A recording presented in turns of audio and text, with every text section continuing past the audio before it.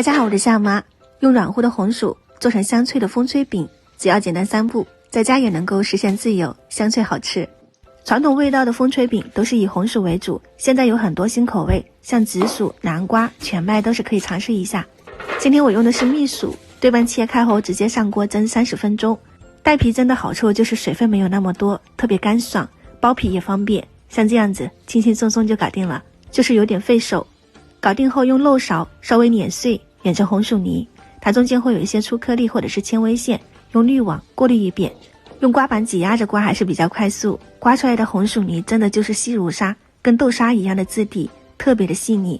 配料也簡單，只需要3樣：白糖、澱粉和食用油。糖我加了50克，澱粉300克，紅薯泥總共是650克，大概是一半吧。揉出來的狀態是這樣子，軟硬適中。最後加入20克的食用油，兑均匀就可以了。然后再给它搓成長條，粗細和擀面杖差不多，然後切成同等份。這樣做出來的話呢，每個餅都是差不多大的，大概可以做60-70張的風吹餅。接着就可以烙餅了。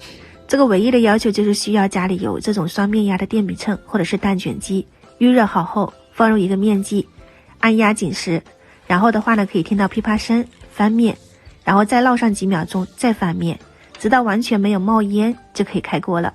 全程中火，30-40秒一張餅，烙到最後得心應手，越來越快，顏色也會越來越好看。風一吹就能自動脫落，紅薯味道的風吹餅就自製完成了。薄薄的一片，入口鬆脆香甜，百吃不膩，風味獨特，迎風而起，應該也就是它的名字由來。